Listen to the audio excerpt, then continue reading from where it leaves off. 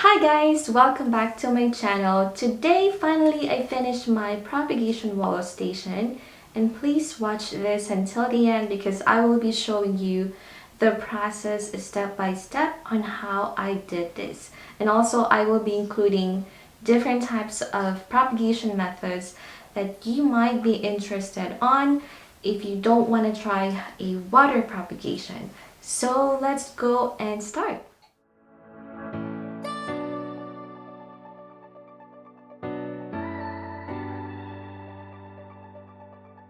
If you're following me on my Instagram and if you are my subscriber here on YouTube and you've been watching the videos that I'm making, you'll probably seen my propagation station using my test tube many times. So the first material that I will be showing with you is my test tube. This test tube, I've been using this one for my water propagation. It really works well for my plants. And that's why I decided to reuse this again for my wall. And if you haven't watched, like I said, the first video that I did for how I propagate my plants, I also use this one, but in this container, the wood container. So pretty much I just place it in here and it comes in a long bar that you can just hang it on the wall. But since I wanted to use this itself, I decided not to include the bar and the wood. As you can see here on the wall, they're hanging. The number 2 material that I'm using, which is the magnet, and this one is, I believe it's 8 by 3 millimeter, and it's pretty handy because it really holds well for this test tube. And if you want to use a bigger jar or a bigger glass, highly recommend to use a bigger magnet as well. So the third one, my most valuable tool, is my duct tape. I can use this anywhere, any type of craft that I'm doing. This is very handy. And the last one is my, of course, you need this, Gorilla Glue. Well, I don't really recommend Gorilla Glue. You can always get your preferred glue because there are tons of glue out there that really works for wood or cement or any type of surface that you need a glue on. So I am using just a clear Gorilla Glue.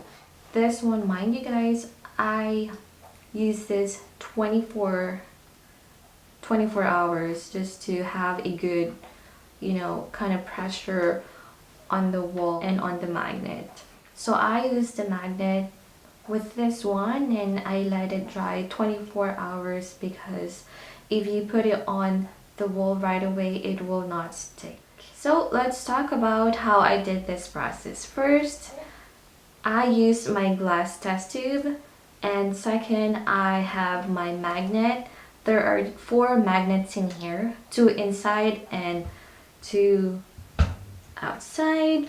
And the third one, you will be needing your glue.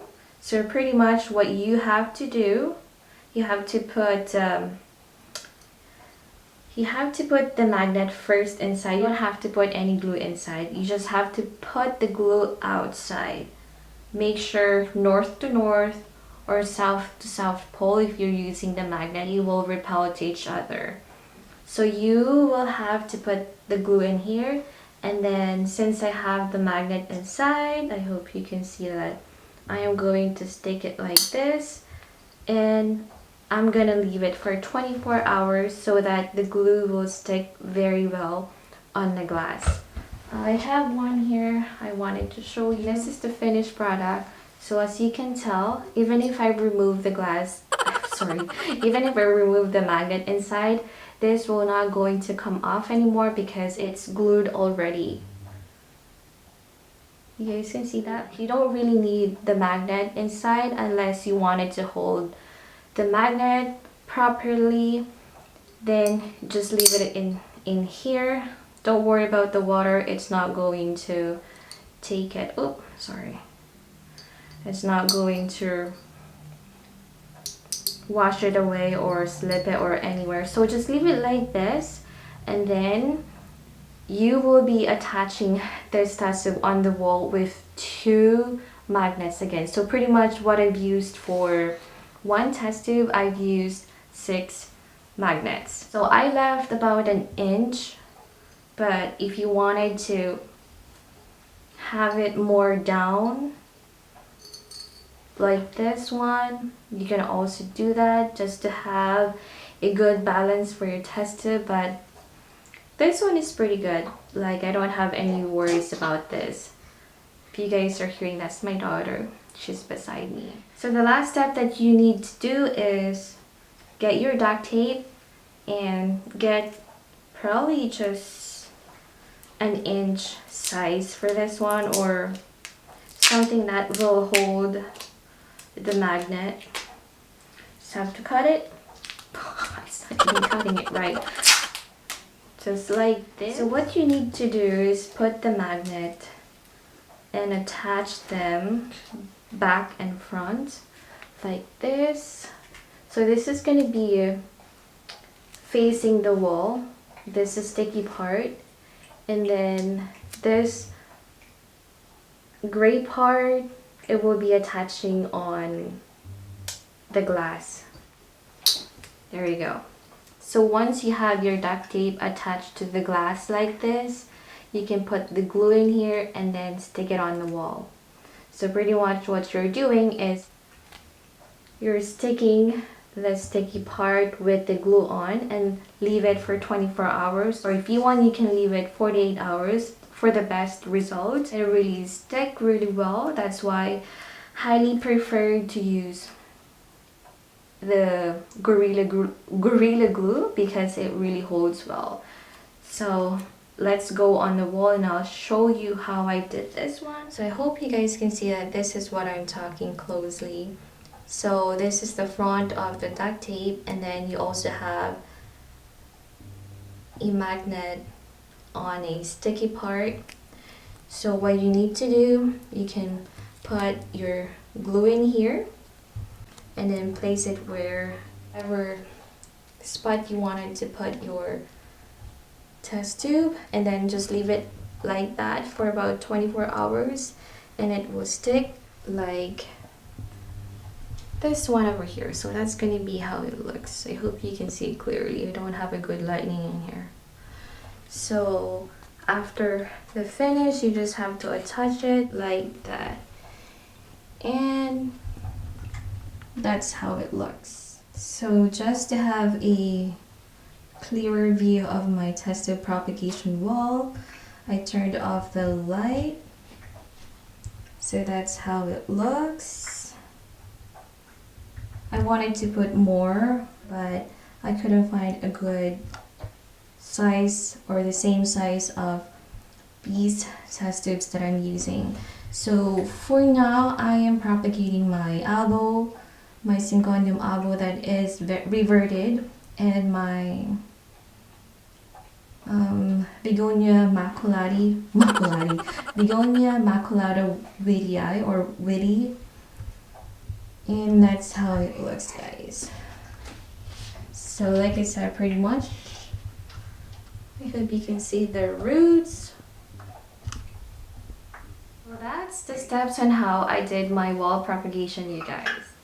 But if you don't want the wall propagation, you can also do a jar propagation, which I'm going to be showing you a moss propagation that I have a root cutting inside, and pretty much they are growing well. So this is my big jar. You can always use different type of jar as long as you have a good lid on top, and if you don't have a lid, you can always place a plastic or something that will block the air getting inside, I should say. So I'm using just a pure moss. So this is another propagation. That's my daughter, sorry. So this is another propagation method that you can use if you're not interested with water propagation. And I just want to show you what I am doing inside. Look at that, guys. This is an Ethereum stem. There are no good source of root, just a stem, and that's a new growth. I hope you can see that. So that's a new growth. There are actually 2 or 3. There's another bud that is showing off. There. I'm very, very, very excited. So if you are struggling with your anthurium plants and almost dying, you can always chop it and make sure you have a bunch of nodes, or even just probably 2 nodes on it, and then throw it in a jar with a moss or perlite. You guys, it will grow also back. I have this one over here. So this is pretty much just a root.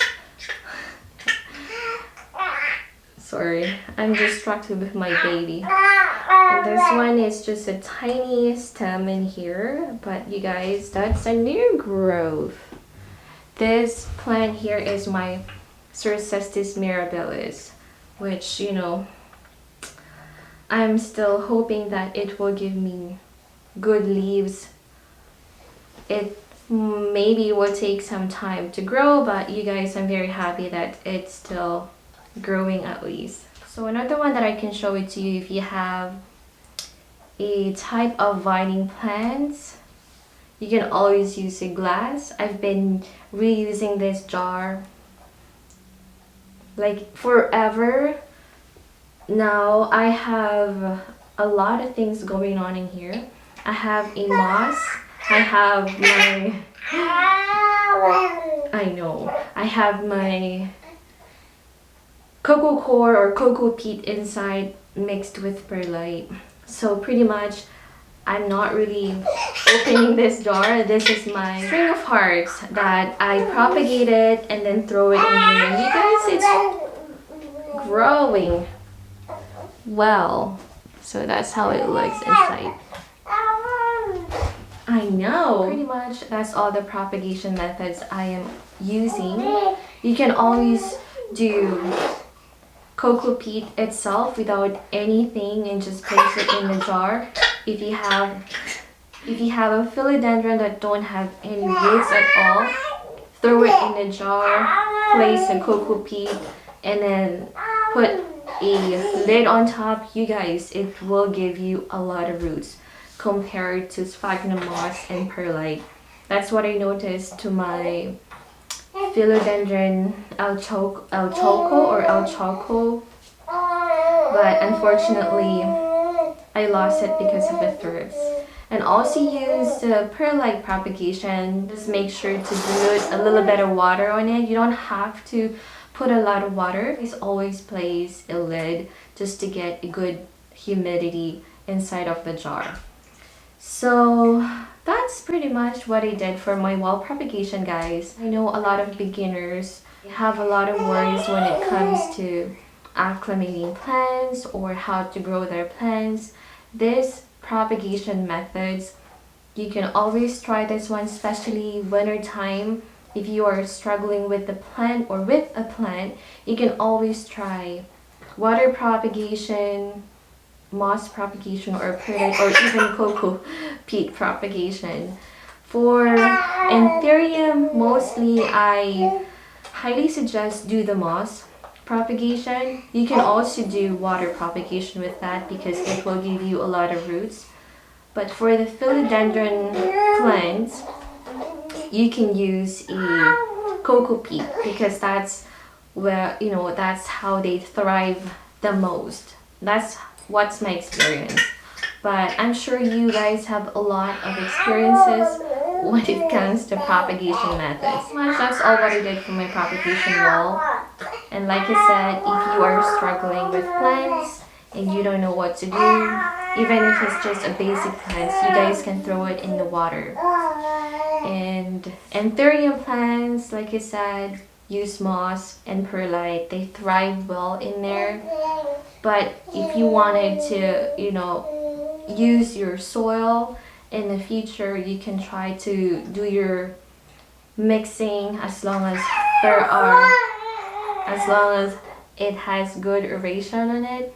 your plants will good to go and your plants will be happy and thrive. So guys, that's all for my propagation wall station, and I hope you guys learned something from my simple tutorial. And if you are interested to do this as well, you can do it anytime. If you have a blank wall and if you want to make it aesthetically pleasing, you can always put plants and you can do whatever I did. Or if you want to prefer to have a bigger jar, you can also do it, as long as you have bigger magnet for your wall, just to kind of hold it properly. And also I wanted to thank you guys because I reached my 1,000 goal and I'm able to monetize my channel. You guys are the best. Like I said from my last video, thank you for supporting my small channel. And please, if you haven't subscribed yet, do so I can share more content with you guys. Thank you so much. I don't have any words. Please give this a thumbs up if you want, and like and share this video to all of your friends. Bye for now.